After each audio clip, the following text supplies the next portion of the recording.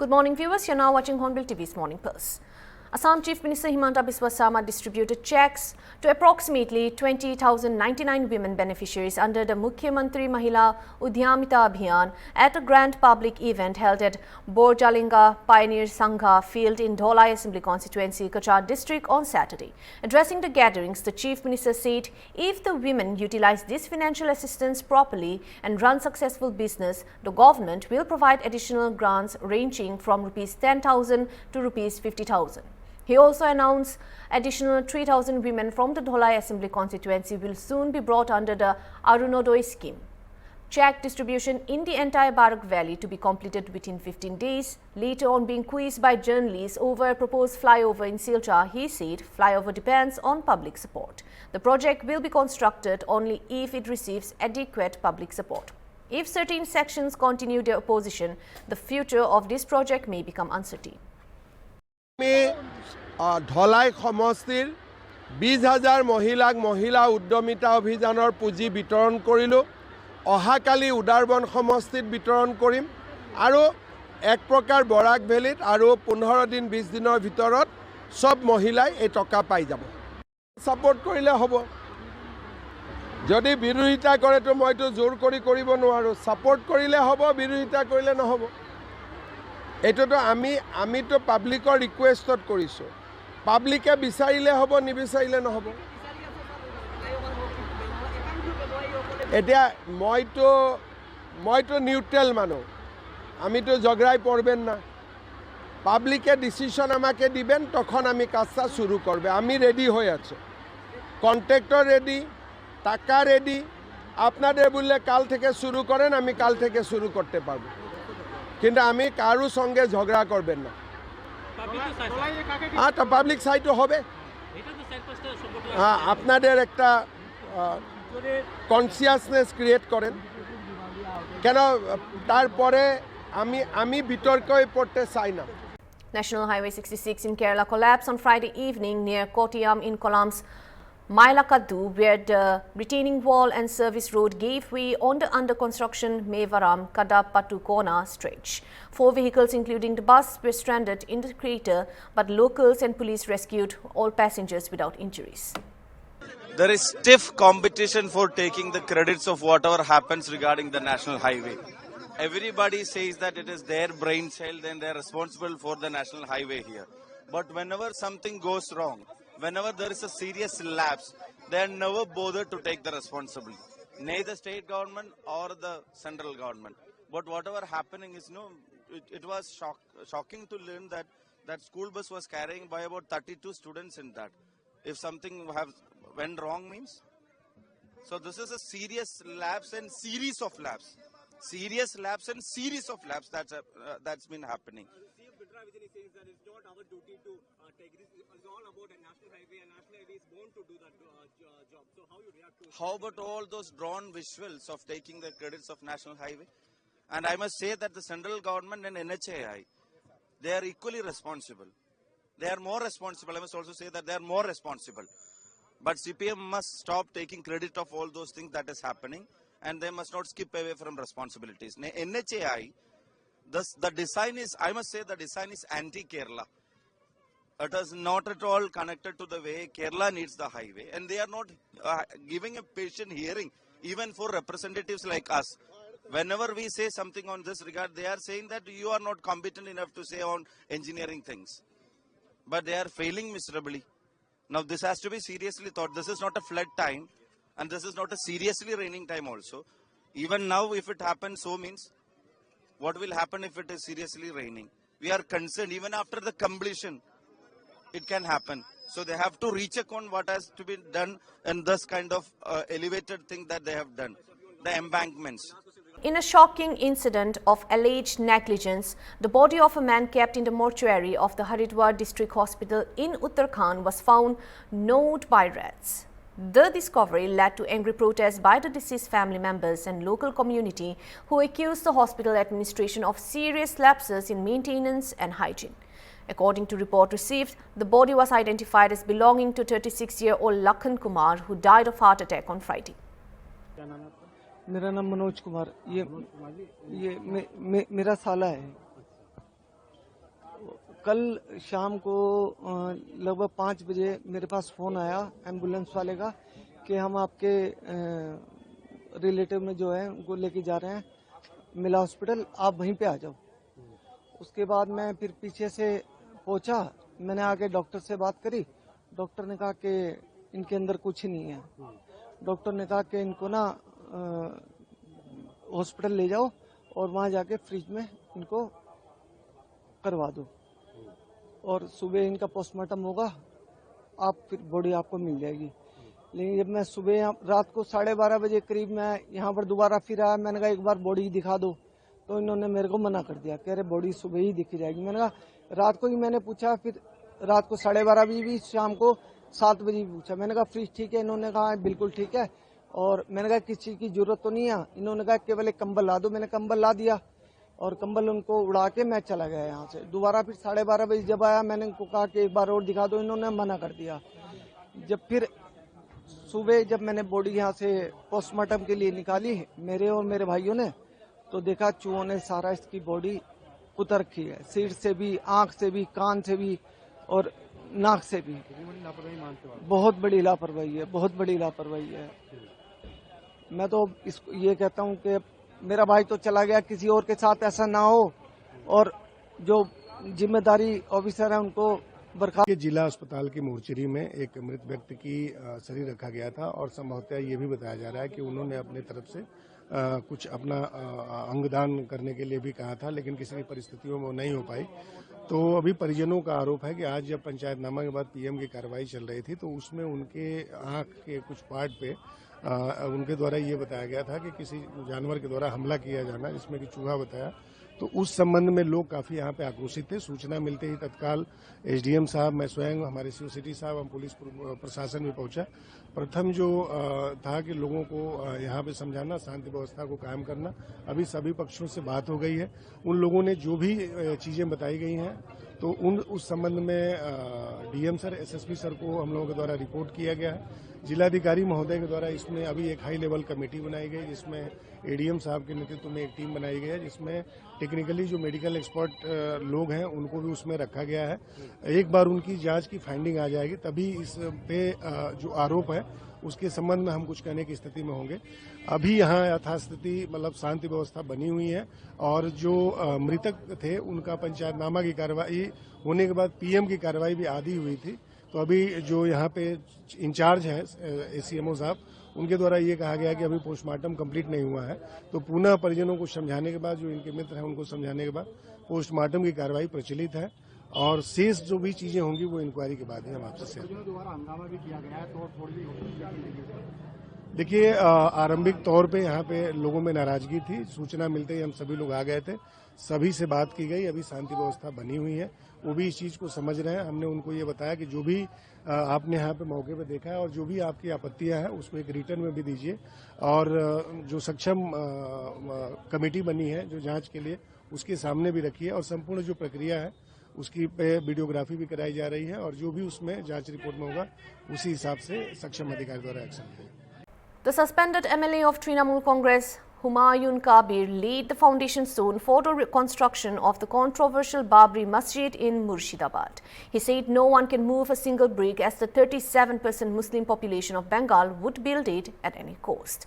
Kabir told the gathering that he was doing nothing that was unconstitutional, while also stating that anyone can build a temple, a church, or also added a mosque. Kabir added that a 300 crore budget has been allocated for the mosque, which will also include a hospital, guest house, a meeting hall. आज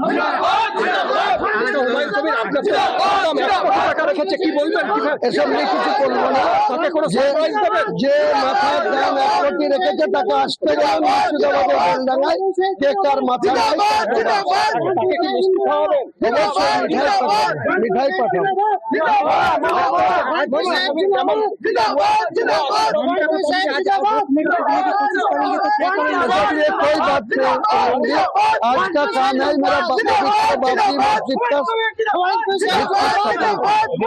police ने आपको मुझे को साथ बात हो चुका हूँ, मुझे को साथ बात हो चुका हूँ, प्रशासन दे रहा है,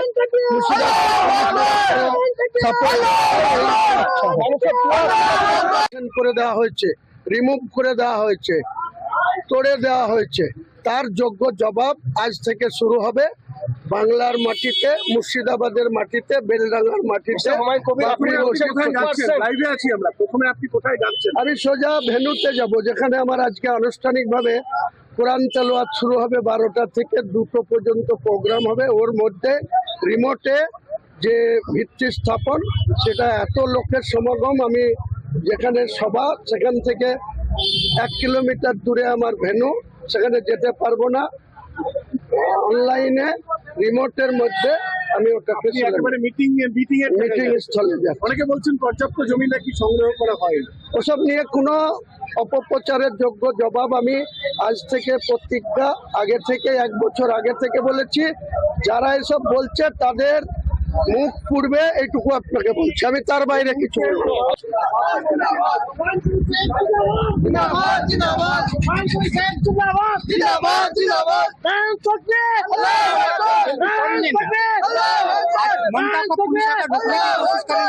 कुछ नहीं बोलूंगी। पुलिस मेरा पूरा सपोर्ट दे रहा है, पुलिस के साथ बात हो गया। कल ऑनरेबल हाईकोर्ट जो निर्णय लिया, इसी पर मुर्शिदाबाद पुलिस, स्टेट पुलिस पूरा मेरे को सपोर्ट दे रहा है, मेरे को सिक्योरिटी दे रहा है, मेरे को शांति से होने के लिए पूरा सपोर्ट पुलिस वाला दे रहा है। रेजीनगर में आपको बुलाया क्या कोई नहीं बुलाया, आपको पास कौन बोला जो मेरे को बुलाया? मेरे को कॉपरेशन करने के लिए बुलाया, मैं क्यों जाने का वक्त नहीं मिला। रात में पुलिस को अधिकारी के साथ में वेन्यू में बात हो गया, कोई नहीं बुलाया। आपका अपप्रचार कर रहा है, आपको दुश्मनी करके ये नहीं होना देने के लिए आपको किसी को बात मुझे मुख पर ऊपर है। সৌদি আরব থেকে প্রতিনিধি আসছে, এটা কি সত্য? দেখতে পাবেন, চলুন ওখানে চলুন, দেখতে পাবেন কে প্রতিনিধি আসছে কে না আসছে, দেখতে পাবেন ওখানে।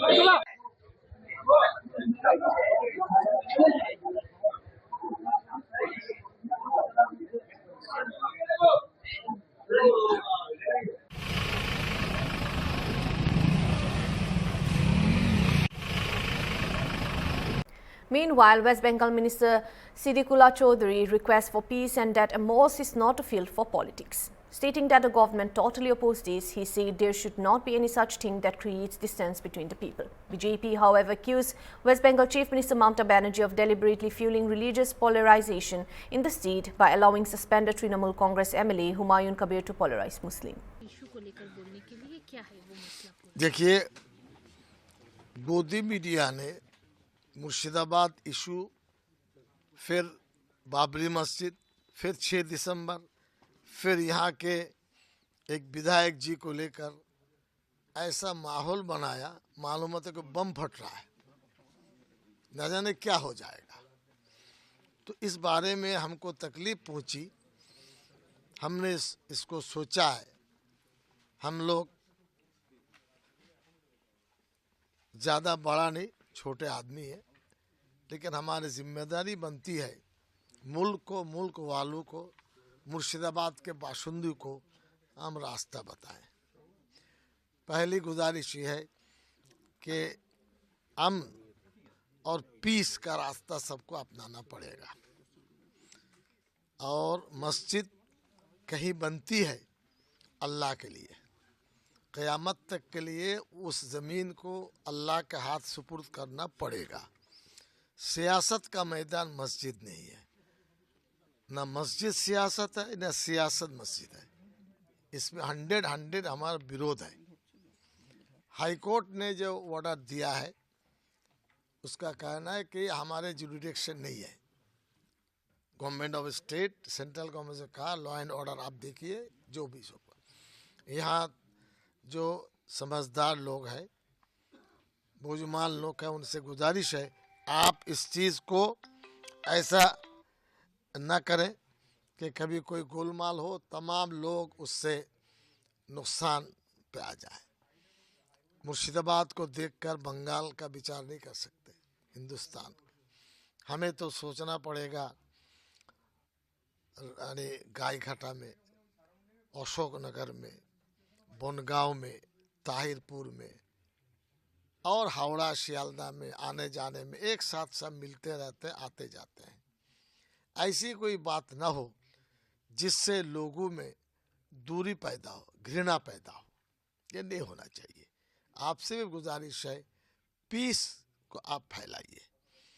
और जो मस्जिद का मसला है, हमें पता नहीं, लेकिन इतना हमने सुना है, उनके किसी आदमी से कहा है पार्टी से हमारी दूरी थी, लेकिन पार्टी वाले सहमत नहीं हुए तो हम मस्जिद बनाने का रास्ता तय कर लिया है। इस एक सतर की बात में ये बात आती है कि अल्लाह के लिए मस्जिद है या किस लिए है, वो खुद भविष्य में पता चलेगा।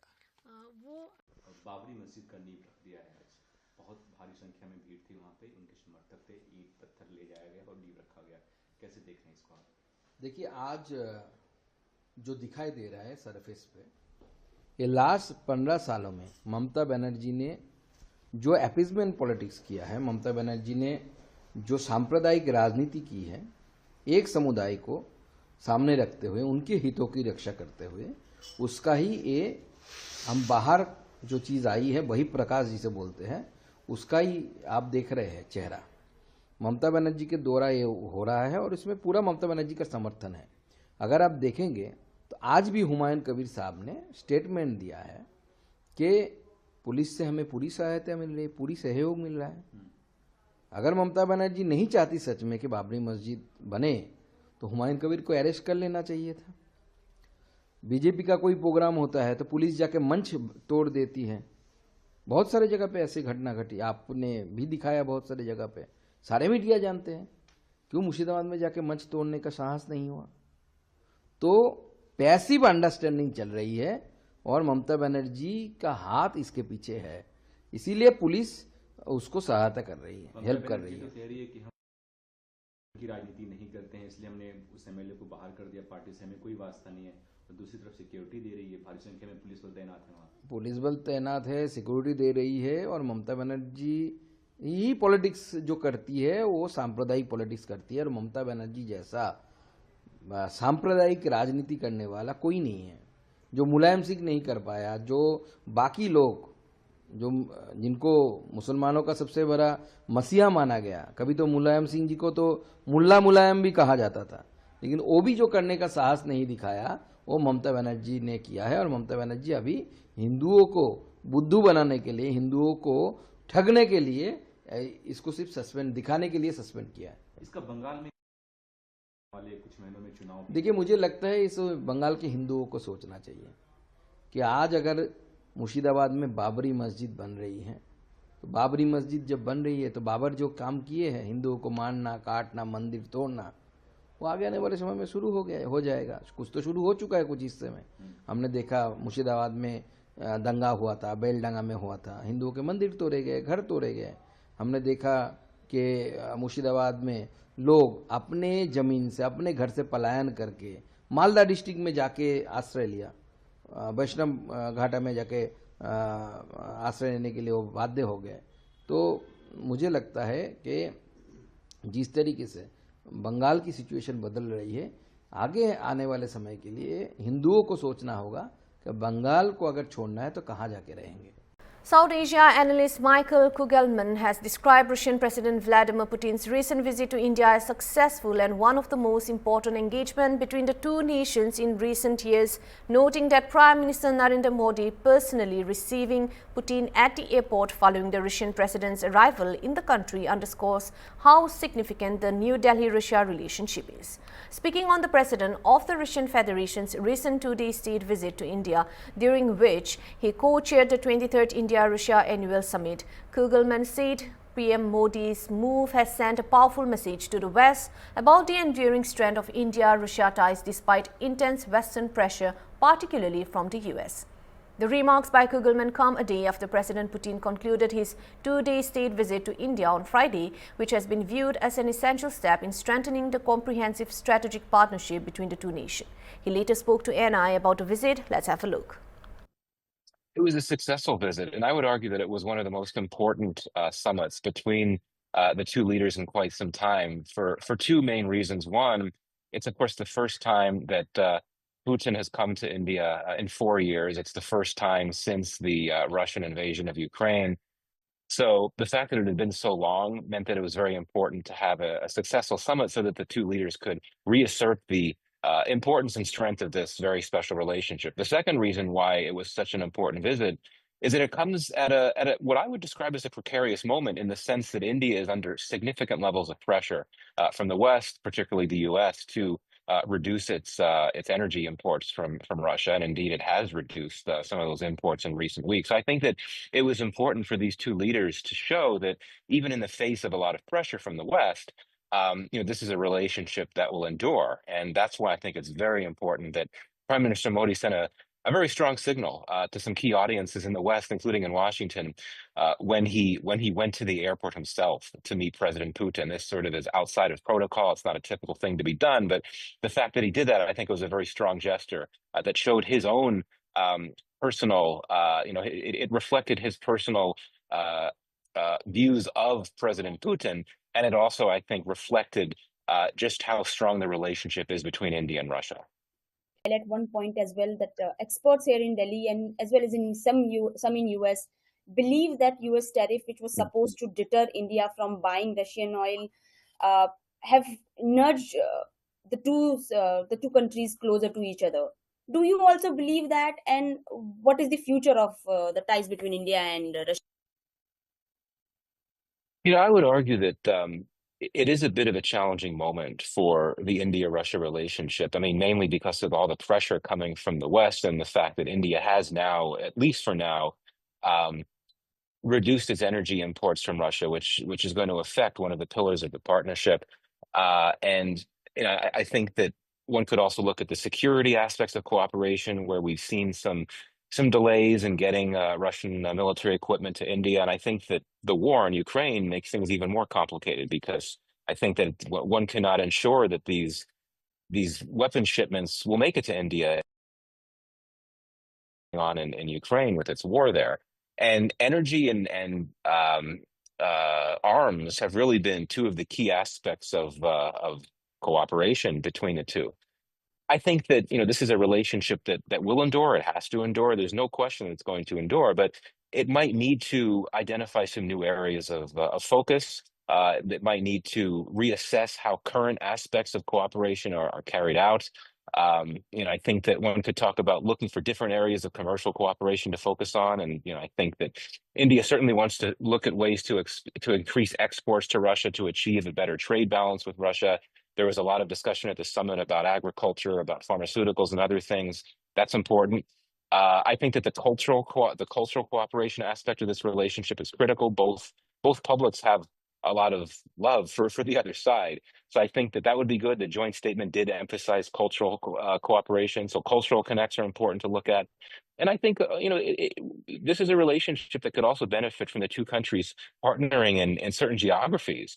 The joint statement talked about Arctic cooperation, which is great.